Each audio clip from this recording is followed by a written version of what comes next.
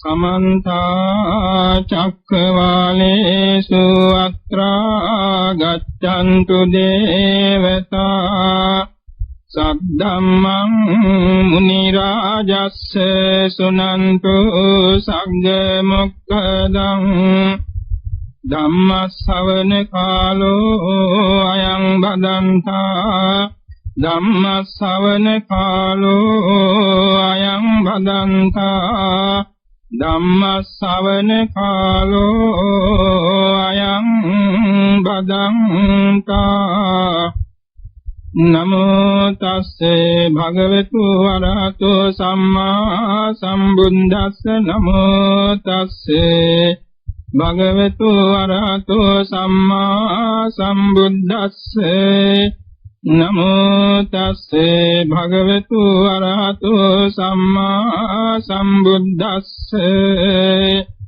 සුඛෝ බුද්ධානං උප්පාදෝ සුඛා සන්ධම්ම දේශනා සුඛා සංඝස්ස සමග්ගී සමංගානං තපෝ සුඛෝති ශ්‍රද්ධාවන්ත පින්නතුනි තුන් ලෝකාග්‍ර වූ භාග්‍යවත් අරිහත් සම්මා සම්බුදුරජාණන් වහන්සේ විසින් දේශනා කරන ලද සම්පත් හතරක් මේ ගාථාවේ සඳහන් වෙනවා. සුඛෝ බුද්ධානං උප්පාදෝ සාරා සංඛ්‍ය කල්පලක්ෂ ගණන් බෝධි සම්භාර පුරා සවාසන සකල ක්ලේශයන් සෝදා හැර ලෝතුරා බුදුවන බුදුවරයන් වහන්සේලාගේ පහළවීම දෙවියන් මනුෂ්‍යයන් සෑත සමස්ත ලෝකයාට ලොවි ලෝතුරා සුව පිණිස පවතිනවා කියන පළවෙනි තේරුම.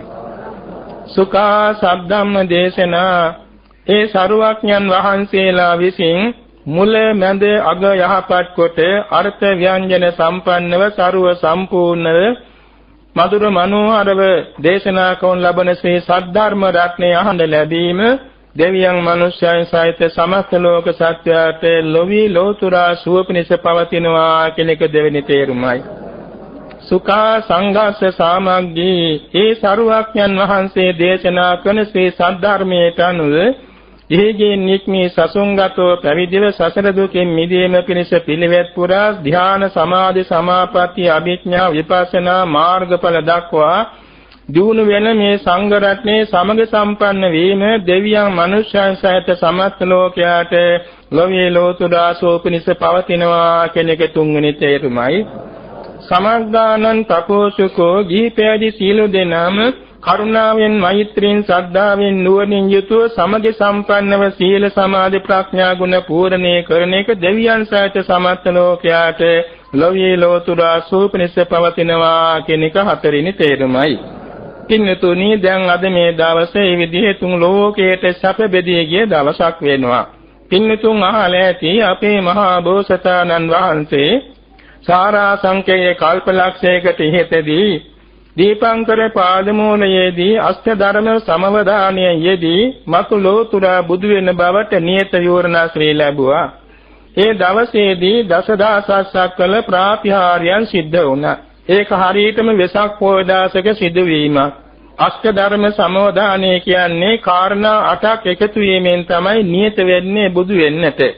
මනුෂ්‍යත්වං ලිංග සම්පatti හේතු සත්තාර දස්සනං පබ්බඤ්ඤා ගුණ සම්පatti අධිකාරෝච ඡන්දතා අට්ඨ ධම්ම සමෝධානා බිනිහාරෝ සමිජ්ජති කියන මෙන්න මේ කාරණා 8.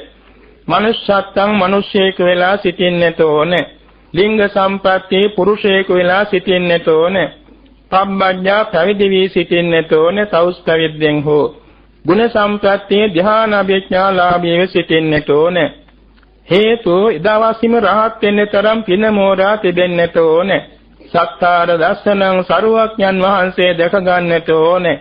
අධිකාරෝ ජීවිත පූජාවෙන් බුද්ධ පූජාවක් කරන්නට ඕනේ. ඡන්දතා මතු ලෝතුරා බුදු වීමේ බලවත් ඡන්දේ පිහිටා තිබෙන්නට ඕනේ.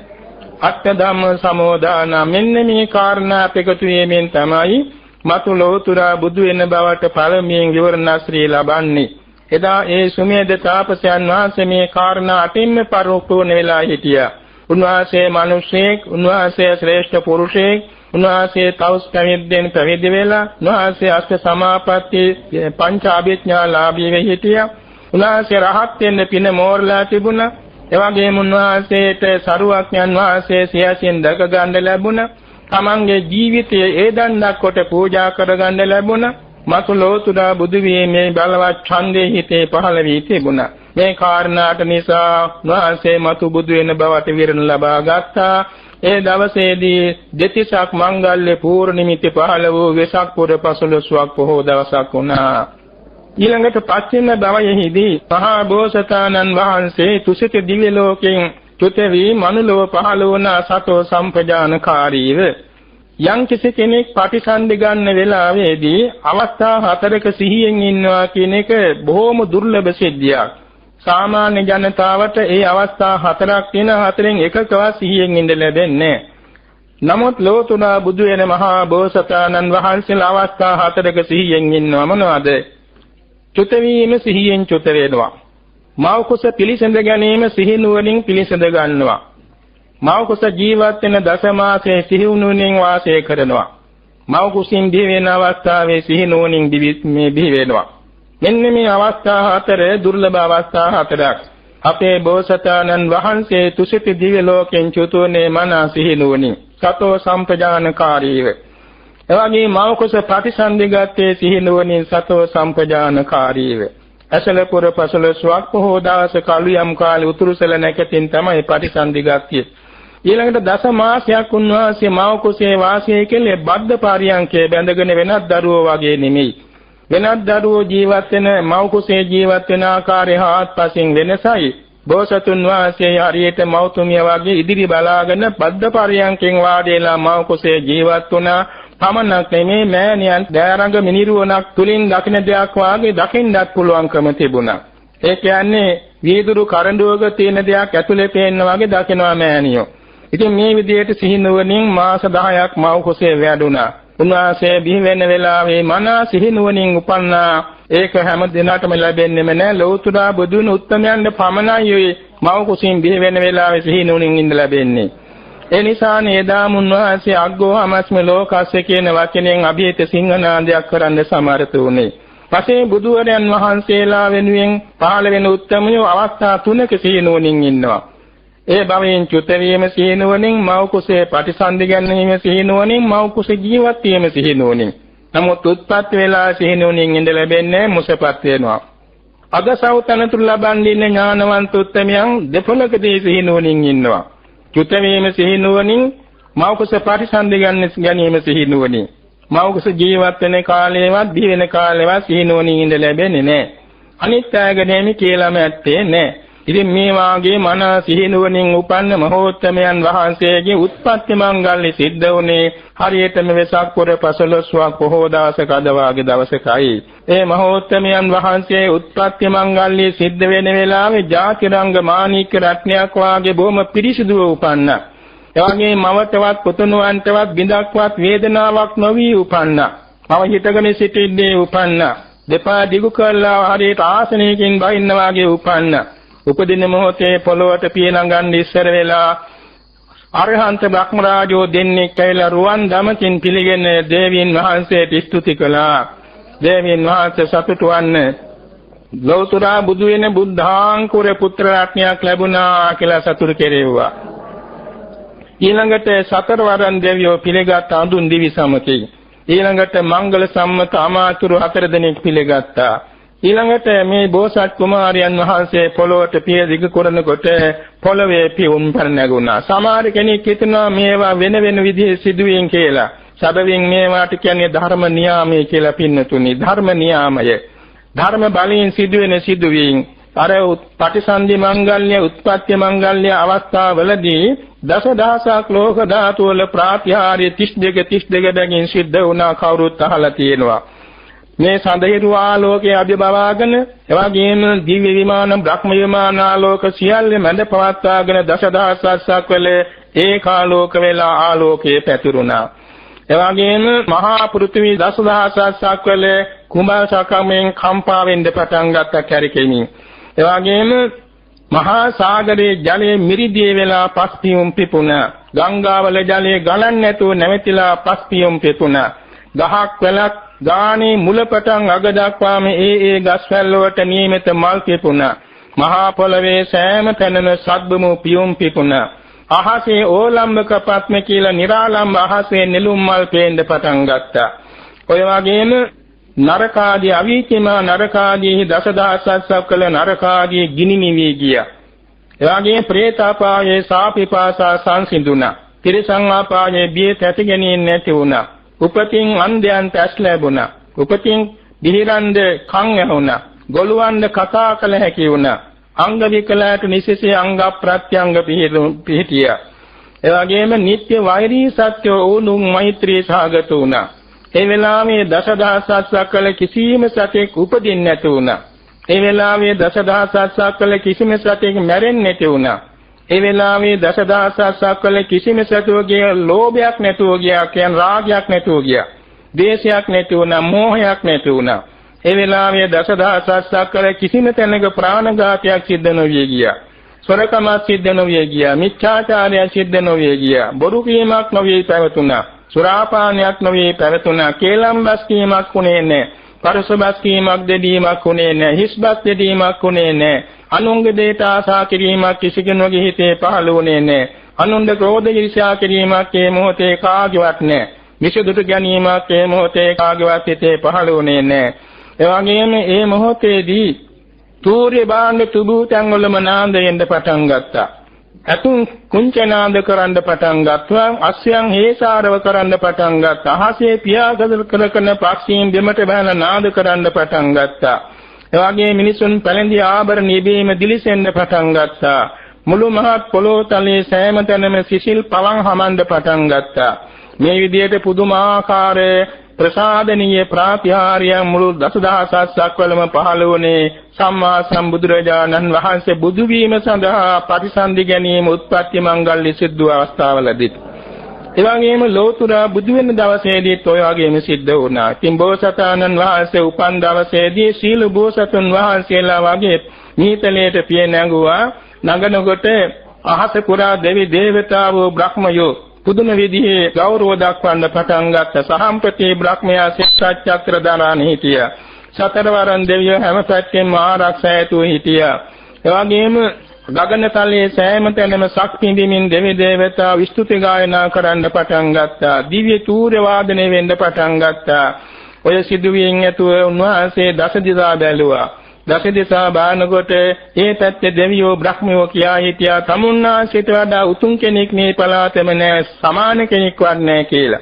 ඔය සටහන දස දිසාවෙන් ඇහෙනකොට මුන්වහන්සේ උතුරු දිසාවට පියනගලා හත්වෙනි පියවරේ සිටගෙන දකුණු අතෝසෝලා තමන් වහන්සේගේ අනාගත වාක්‍ය ප්‍රකාශ කළා. අග්ගෝහමස්මි ලෝකස්සේ මම ලෝකයට මග්‍රවන්නේමි. ජෙට්ටෝහමස්මි ලෝකස්සේ මම ලෝකයේතම ජේෂ්ඨ වන්නේමි. සෙට්ටෝහමස්මි ලෝකස්සේ මම ලෝකයේතම ශ්‍රේෂ්ඨ වන්නේමි. අයමන්තිමා ජාති මේ මාගේ අන්තිම ඉපදීමයි. නත්‍යදානේ පුනබ්බවෝ මින් මත්‍ය ඉපදීමක් නැත්තේය කියන මේ වචනේ ප්‍රකාශ කළා.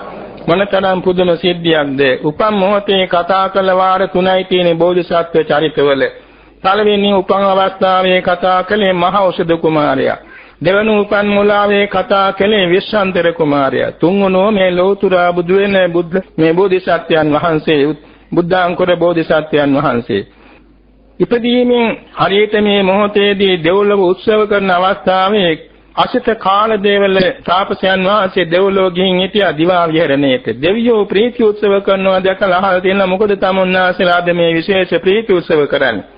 කියා තියෙනවා තමුන්නාසේගේ කුලූපක රජනිවසේ බුදු වෙන බෝධිසත්වයන් වහන්සේ නමක් උපන්නා. ඒකයි මේ දසදහසක් කළ දෙවියෝ ප්‍රීති උත්සව පවත්වන්නේ. ඒ මොහොතේම ආවා රජවාසයට. එදා උදේ දාන වන්දලා තමයි මේ තාපසයන් වහන්සේ රජවාසයෙන් පිටත් වෙලා දෙව්ලොවට ගිහින් තිබුණේ. අරිල්ලා සුද්ධෝදන රජුරවන්දි කිව්වා මේ ගෙදර දරුවෙක් අද උපන්නද එහෙමයි. බවන්න ඕනේ. එලා මේ රජතුමා මේ දරුවා වඩාගෙන ආවා තාපසයන් වහන්සේට වන්දවන්න. දරුවා පාත් කරන්න හදනකොට දරුවාගේ පතෝල් දෙක ඇහිලා තාපසයන් වහන්සේගේ ජටාවේ හැපුණා. තාපසයන් වහන්සේ ඇහැල බලනකොට මේ පතුල් දෙකේ තියෙන ලාංඡන සියල්ල පෙනී ගියා. චක්‍ර ලාංඡනේ සහිත 108ක් බැගින් මඟුල් ලකුණු පිහිටා තිබුණා. හරිත් නෙළුම් මල් පෙචවාගේ බොහෝම රක්ත වර්ණ පාදයන් තිබුණේ.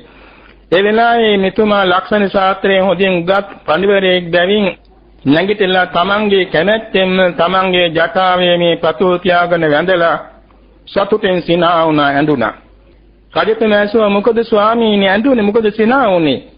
මහරජතුමනි මේ දරුවා ලෝතුරා බුදු වෙන එකයි මගේ සන්තෝෂය. මට ඇඳුනේ මට මේ බුදු සිරි දකින්න ලැබෙන්නේ මම මේ ළඟදී චුත වෙලා අරූප ලෝක උපදින්න තියෙනවා කිව්වා.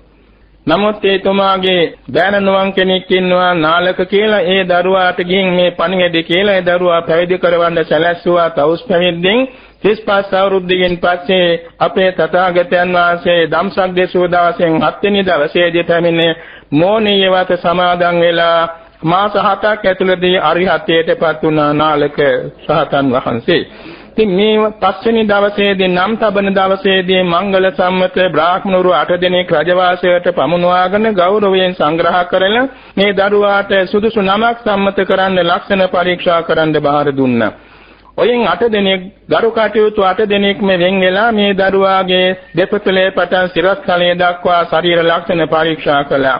එයින් වැඩිහිටි කාමේ බ්‍රාහ්මණවරු 7 දෙනෙක් ඇඟිලි දෙකක් කුසල කිව්වා මේ දරුවා කිසිසේත්ම අසරණ කෙනෙක් වන්නේ නැහැ. මේ දරුවා ගිහිගෙව හිටියෝ සක්විත රාජේන පැවිදි වුණොත් ලෝතුරා බුදු වෙනවා කියලා. නමුත් ඔය සියල්ලන්ට වඩා වයසෙන් අඩු වයස 16 සිටි කල්ප ලක්ෂයක් පෙරම් පුරාගෙන ආව කොණ්ඩඤ්ඤ කියන මානවකතුමා අනිත් අයට වඩා බොහොම බුද්ධිමන්තයි නුවණින් වයසෙන් අඩු වුණාට එතුම එක ඇඟිල්ලක් කුසල කිව්වා මේ දරුවා කිසිසේත්ම ගිහිගේ රැඳි සක්විත රාජවන්නේ නැහැ ලෝතුරා බුදු වෙනවා කියලා එක ඇඟිල්ලක් කුසල කිව්වා. අනිත් අය ඇහුවා ඊයේ කිව්වේ කොහොමද ඒකට කියන්න හේතුව කියලා. කියා හිටියා ආචාර්යයන් වහන්සේ මේ බලන්න මේ දරුවාගේ නළල මැද තියෙන ඌර්ණ රෝම ධාතුව බලන්න. සක්විත රජවන්නන්ට පහළ වෙන ඌර්ණ රෝම ධාතුව රත්තරන් පාටයි වම් පැත්තට කැරිකලා වාමාවර්තව යටියක් බලා පිහිටෙනවා.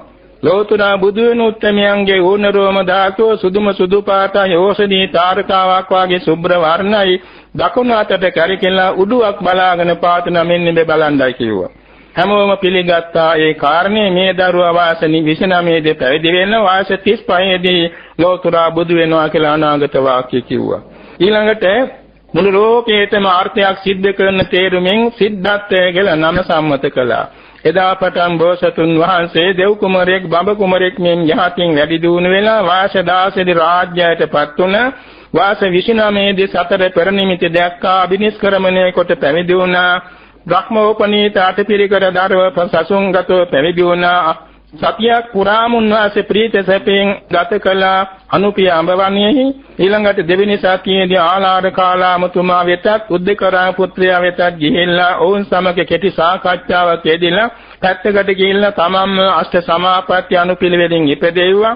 එවාකට දුෂ්කර ක්‍රියාවත තමයි බුදු වීමේ මඟ කියලා බොහෝ දෙනෙක් කියන නිසා ඒකත් හදා බලන්නට මහා ප්‍රදං වීර්යය වැඩුවම අවුරුදු 6කට ආසන්න කාලයක් ඒක නියම නිවන් මඟක් නොවන බව තේරුම් ගත්ත බෝසතාණන් වහන්සේ ඊළඟට නදුම් පිළිවෙත අනුගමනය කළා. සති දෙකක් ඇතුළත වැහැරී ගියේ සිරුර යහපත් තත්ත්වයටපත් වුණා. නැවත සස්ස සමාපත්තිලාභීව සමවස්සෝයෙන් ඉඳලා හරියටම 35 වෙනි වසර සම්පූර්ණ වෙන වෙසක් පොයට පෙර දවසේ පංචමහා සිහිනයකින් ලෝතුරා බුදු වෙන බව නිෂ්ඨා වශයෙන්ම තේරුම් ගත්තා. ඊළඟට පසුදින උදෑසනදී උන්වහන්සේ සුජාතා සිටු දේවියගේ කිරිපිඩු දාණය පිළිගෙන වළඳලා එදවසේ සවස් වෙනතුරු තුක් සෙවන් වල සමවස්සෝයෙන් වැඩ ඉඳලා සොත්තිය නම් බ්‍රාහ්මණතුමා පිළිගන්නෝ කුසතන මිත්‍යකුත් අටගොත් අරගෙන නැවි පෙනී ගිය මාර්ගයේ දිගේ ගමන් කොට තමන් වාසී උපන්න දවසේ පහළ වී තිබුණු සියක් කියන කුස ඇති සුදු සුඳු වට කඳ ඇති මොනර පිල් කලඹක් හා සමාන බොහෝම ලස්සන පත්‍ර පලාස ඇති බෝධි වෘක්ෂයේ වෙත වැඩම කරවලා දකුණු දිග බටහිර දිග උතුරු දිග බලා සුදුසු නැති බව තේරුම්ගෙන නැගිනට බලා කුසතන මිටි එළුවා. වාඩි වෙන්න ආදෙනකොට 14 රිනක් දිගපාල ඇති ආසනයක් පහළ වුණා. මේ ආසනයේ උඩ චතුරාංග සමන්වාගත වීර්යයෙන් යෙදී තමන් වහන්සේ ආනාපාන සති භාවනාව ආරම්භ කරන්න සූදානම් වුණා. ඒ මොහොතේදී පාරමී භූමියේ සිදු අඩුපාඩුවක් නිසා වසවත දී පුත්‍රයා දසබිම්බරක් මරසෙනග සමග පැමිණ බෝසතුන් පළවා හැරීමට නව මහා වැසි වැස්සෙව්වා. ආයුධ භාවිතා කළා, තර්ජන ගර්ජන කළා. ඒ කිසිවකින් උන්වහන්සේ සැලුනේ නැහැ. අන්තිමේදී ඔහු ගර්ජන කළා, ඔය ආසනේ මටයි හිම උතනින් ඉවත් වෙන්න කියලා. බෝසතුන් වහන්සේ කිව්වා මේක මා සඳහා තමයි පහළ වුණේ. මට සාක්ෂි පිණිස මෙතන දෙවියෙක් බ්‍රහ්මියෙක් දෙමව්පිය කෙනෙක් ඇත්තේ නැහැ. මේ අචේතනික මහ පොළොව මට සාක්ෂි පිණිස පවතිවා කියලා දකුණු අත පොළොවට දික් වෙනකොට පොළොව කම්පා වෙන්න පටන් ගත්තා. එවලාවේදී මේ මාර සේනාව සීසීකට පැන ගියා. ගිරීමේ කළාත්ව දන ගහවා වසවර්දී පුත්‍රයා බිම පතිත වුණා කියනවා. අන්තිමේදී ඉසබැසයන් ඉස්සෙල්ලා මේ දී පුත්‍ර මාර්යා පළවා හැරලා තමන් වහන්සේ ආනාපාන සතියෙන් ආරම්භ කොට සීලම කර්මස්ථාන භාවනා සම්පූර්ණ කළා. පංච අභිඥාස සමාපත්තිය උපදවා ගන්න සමර්ථ වුණා. රාත්‍රී පෙරයම් කාලයේ පෙරවිසු ආත්මා පරම්පරාව දීර්ඝ කාලාන්තරයක් තිස්සේ බැලුවා. භවයෙන් භවයට ස්කන්ධ පරම්පරාව හේතුඵල ධර්ම න්‍යාමයන්ව පැවති ඇති පෙනී ගියා. ඊළඟට රාත්‍රියේ මැදියම් කාලයේදී දිවස් නොවන මෙහෙයුවා. අතීතයේ 7000ක් අනාගතයේ 7000ක් කියලා 14000ක් තිස්සේ සීලම දේවල් උන්වහන්සේ ඉතුරුවක් නැතුව දිවස් නොවනින් දැකගත්තා. ලෝක පවත්නා හිත ඇති හිත නැති සෑම දෙයක්ම හේතුඵල සම්බන්ධතාවයෙන් මනවින් ඒ පවත්නා ඇති දැකලා උන්වහන්සේ පටිච්ච සමුප්පාදයේ විපස්සනාට නැංගුවා. අලුයම් කාලයේදී දසදහසක් ලෝක ධාතු වල අර පටිසන්ධි මංගල්‍ය උත්පත්ති මංගල්‍ය අවස්ථාවන්හිදී මෙන්න අනේක විද ප්‍රාත්‍යහාරයන් සිද්ධ වෙද්දී සවාසන සකල ක්ලේශයන් සෝදා හරිමින් සරුවඥතා ඥාන ප්‍රතිලාභයෙන් ලෝතුරා සම්මා සම්බුද්ධත්වයට පැමිණ වදාලා. තමන් වහන්සේ මොහොතේම මනෝමය ප්‍රීති වාක්‍යයක් ප්‍රකාශ කළ අනේක ಜಾති සංසාරං ගාථාවෙන් අනේක ಜಾති සංසාරං සන්දාවිසං අනිබ්බිසං ගාකාරකං ගවේසන්තෝ දුක්ඛා ಜಾති පුනප්පුනං ගාකාරක දිත්තෝසි පුනගේහන්නකාසි සබ්බතේ පාසකා භග්ගා ගාකෝටං විසංකිතං විසංකාරගතං චිත්තං තණ්හානං කය මජ්ජගාති පුනප්පුනං ಜಾති දුක්ඛායිති නැවත නැවත ඉපදීම දුක්ඛයි දැන ගාකාරකං ගවේසන්තෝ මේ ස්කන්ධ ග්‍රහය කරන කර්තෘතුමා සොයසොයා අනිබ්බිසං දකින්න නොහැකිව අනේක ಜಾති සංසාරං සන්දාවිසං ප්‍රමාණාතික්‍රාන්ත දීර්ඝ සංසාරේ උත්පත්ති මරණ වශයෙන් මම ඇවිද්දෙමි. ගාකාරක දිට්ඨෝසි මේ ස්කන්ධ ග්‍රහය කරන කර්තෘතුමනි ඔබ මට පෙනුණා. පුනගේහන්න කාසි නින්මත්ය ඔබ මට ගයක් හදන්නේ නැත. සබ්බාතේ පාසුකා භග්ගා ඔබේ සීලම පරාල මම් බින්දා. ගාකෝටං විසංකිතං ඔබේ තනි මණ්ඩල මන් සුණු විසුණු කළා. විසංකාරගතං චිත්තං මගේ සිත අසංකතයට ගියා. තණ්හානං කය මජ්ජගා භවෙන් භවයට ගෙනියන 108 වදාරුන් තෘෂ්ණාව ශේවීම සංඛ්‍යාතෝ අමා මහ නිවන සාක්ෂාත් වුණා. එලාවේදී සරුවක්ඥන් වහන්සේ මේ ප්‍රීති වාක්‍ය මනෝමය වශයෙන් හිතින් ආවර්ජන කොට ආසනේ නොබින්ද තමන් ලබාගත් සාන්ත නිවන් සෝය විඳින්මින් දවස් 7ක්ම බෝධි පර්යංකේ වැඩ සිටියා. දෙවෙනි සතියේදී උන්වහන්සේ නැගිටලා බෝධින් වහන්සේටත් වජ්‍රාසනයටත් නොකිය වූ නේත්‍ර යුග්මයේ විහිදුවාගෙන නැවතත් සූවිසි අසංකේය සූවිසි කෝට්ලක්ෂ වාර සමාපatti සම්මේ සමාධිමේ සමාපatti කාන්තෙන් බෝධින් වහන්සේ නැවෙව්වා. වජ්‍රාසනයේ නැවෙව්වා. ඊළඟට සමහර දෙවියන් බ්‍රහ්මයන් ඈත ඉඳලා බලාගෙන ඉන්නා මේ සිද්ධාර්ථයන් වහන්සේගේ බෝධි කෘත්‍ය නැත්තම් බුදු බව තව ඉෂ්ට උනේ නැද්දෝ කියලා. එවෙලාවේ ඔවුන්ගේ සැකදුරු කරන පිණිස අහසට පැන නැගී බෝධින් වහන්සේ ආභියස රුවන් සක්මනක් මවා යමා මහ පෙළහ ප්‍රාදාලා. ඒ මොහොතේදී දෙවියන්ගේ සැකදුරු වුණා. තුන්වෙනි සතියේදී උන්වහන්සේ රුවන් සක්මනේ සක්මන් කරමින් සමවස්සුව වින්දා. හතරවෙනි සතියේදී රතනාගරයේ වැඩ ඉඳගෙන ධර්මයේ සම්මාසනය කළා. හරියට පොසොන් පොය දවසේදී හතරවෙනි සතියේ නිම වෙනවා. එදාට සවන්නක් ගන්න බුදුරැස් දෙන්න ගත්තා. අනන්තනා සමන්වාගත සමන්තපට්ඨාන මහා ප්‍රකරණේ සම්මාර්ථනය කරද්දී ඊළඟ පස්වෙනි සතිය අජපාල නුගරුක් මුල සමවස්සුවයෙන් වැඩ ඉන්න හදනකොටම මාර දිහුතුරුවරුන් ආවා. ඇවිල්ලා ඒගොල්ලෝ නොයෙක් විදිහින් විකාර දක්වමින් පොළඹවන්න බැලුවාම උන්වහන්සේ සෙලවුනේ නැහැ. අන්තිමේදී අත්ව පරිදිලා ගියා. තමන් වහන්සේ සමවස්සෝයෙන් වැඩ හිටියා. හවිනි සතියේදී අර්ධාසක වර්ෂාපතනයක් ඇති වුණ මුචලින්ද විල සමීපයේ සමවස්සෝයෙන් වැඩ හිටියා. මුචලින්ද නාගරාජයා තමන්ගේම ශරීරයෙන් විශාල කුටියක් මෙන් හදලා පෙනගොබේ වහගෙන උන්වහන්සේට ආරක්ෂා සැලසුවා. වැස්සෙන් පින්නින් අනතුරක් නොවුණු පිණිස. 7 වෙනි දවසේදී නැගිටලා මේ දිවපොත් මේ මුතලින්ද නාගරාජයා මිනිස් වෙතින් වැඳගෙන ඉන්න වෙලාවේ ඌට ගාථා දෙකකින් ස්තුති කළා. ඊළඟට 7 වෙනි සතියේදී උන්වහන්සේ රාජාතන මූලයේ සමවස්සෝයෙන් වැඩ හිටියා. මේම දවස් 49ක් පෙරුණා. 50 වෙනි දවසේදී සක්දෙව් රජුරු ඇවිල්ලා නාලිය 10 පිළිගන්නවා. එවාගේ බෙහෙත් අරලු බෙහෙත් නෙල්ලි පිළිගන්නවා.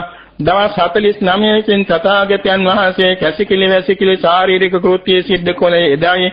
ඒ මොහොතේදී තපස්සු බල්ලුක දෙදෙනා ඇවිල්ලා අත්සුණු මීපෙඬු පිළිගන්නවා. සතරවරන් දෙවියන් විසින් පිළිගන්නු මුං යට පාට මා මේ ශෛලමේ පාත්‍ර හතර එකක් වෙන්න අධිෂ්ඨාන කළයින් මේ දාණය පිළිගෙන පළමුවෙන් වැළඳුවා. 8 වෙනි සතියේදී නෑද අධිපා නුගරුක් මුලට වැඩම කළ ධර්ම ගාම්භීරත්වයේ සිහි කළා. එතකොටම සාම්ප්‍රති බ්‍රහ්ම රාජ්‍ය ඇවිල්ලා ගෞරවයෙන් ආරාධනා කළ ධර්ම දේශනාව සඳහා 8 වෙනි සතිය අවසාන දාස ඇසළ පොය දවසයි සරුවක්ඥන් වහන්සේ කළගුණ සැලකීමේ සීරසෙන් කාටද පළමුවෙන් ධර්ම දේශනා කළ යුතු වන්නේ කියලා මුලින්ම ආලාර කාලාම උද්දකරා පුත්‍රයන් දෙස බැලුවම දෙන්නම කලුරිය කරලා ඊළඟට පංචවර්ගීය ස්වාමින් වහන්සේලා ගැන බැලුවා. උන්වහන්සේ ඉසිපතනාරාමයේ ගදායි හිටියා. එතෙන්ද පාගමනින් වැඩම කොට වදාලා එදවස්යේදී සරුවක්ඥන් වහන්සේ දවස් මේ විදිහට මාස දෙකක් පිරෙන ඇසළ පොය දවසේදී දසදහසක් දෙකකින් එසෙනසේ පංචවර්ගීය ස්වාමින් වහන්සේලා කාය ශාස්ත්‍ර කොටගෙන අනුත්තර ධර්මචක්‍ර ප්‍රවර්තන සූත්‍රාන්ත දේශනෙන් ධර්ම දේශනාවක් පැවැත්වුවා. අර ලෝතුරා බුදු වෙන දවසේ මෙන්ම ඒ දවසේදී දසදහසක් කළ ප්‍රාතිහාර්යයන් සිද්ධ වුණා. ඒ දවසේදී අඤ්ඤා කොණ්ඩඤ්ඤ ස්වාමින් වහන්සේ ඇතුළු අසංකේයයක් දෙවි බමුණු අරියමේ සෝවාන් ඵලයටපත් වුණා. 18 කෝටියක් බ්‍රහ්මයන් අරිහත්ත්වයටපත් වුණා. ඒ දවසේ ධර්ම රත්නය සංඝ රත්නයත් ලෝ පහළ වුණා. පළමුවෙන් පංචවර්ගීය ස්වාමින් වහන්සේලා සසුන්ගතව පැවිදි වුණා. ඉතින් මේ විදිහට බුද්ධ ධම්ම සංඝ රත්නත්‍රේ පරිපූර්ණ වුණේ ඇසළ පොය දවසේදී.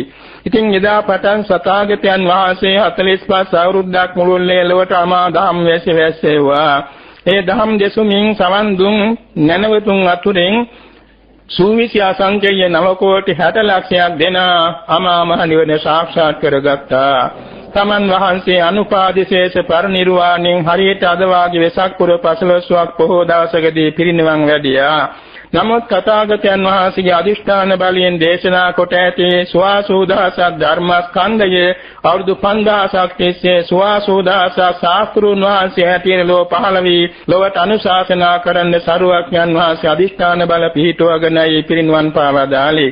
මේ විදිහට තුන් ලෝකයට පිහිට වෙන්න පහළ වූ සරුවක්ඥන් වහන්සේගේ පහළ වීමෙන් අසංඛ්‍ය ගණන් ජනතාව අපාදුකින් මිදී සුගතියට ගියා.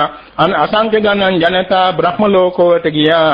අසංඛ්‍ය ගණන් ජනතාව සෝවාන් වුණා, සකදාගාමී වුණා, අනාගාමී වුණා, රිහත්ත්වයටපත් වුණා. ජාති ජරා ව්‍යාධි මරණ ආදී අනන්ත දුක්ඛ ඇති සංසාරයෙන් එතර වෙලා අජාත්‍යජන අශෝක අනුපායාස අමෘතම නිර්වාණ ධාතුව සාක්ෂාත් කරගන්න සමර්ථ වුණා.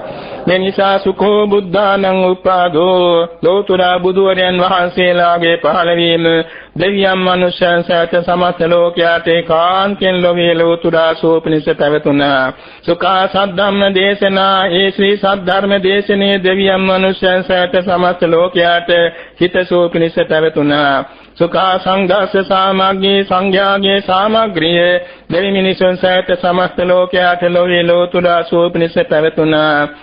සමග්ගානං තපෝසුකෝ ඒ සමගි වූ ගිහි පැවිදි හැමදෙනාගේ සීල සමාධි ප්‍රඥා ගුණ පිරීම දෙවියන් මනුෂ්‍යයන් සහිත සමස්ත ලෝකයට ලෝකයේ ලෝතුරා සෝපනිස පැවතුණා. ඒ සරුවක්ඥන් වහන්සේ අති දීර්ඝ කාලාන්තරයක් තිස්සේ මෙසේ බෝධි සම්භාර පුරා ලෝතුරා බුදු වී ලොවට වැඩසලසා පිරිනිවුණා.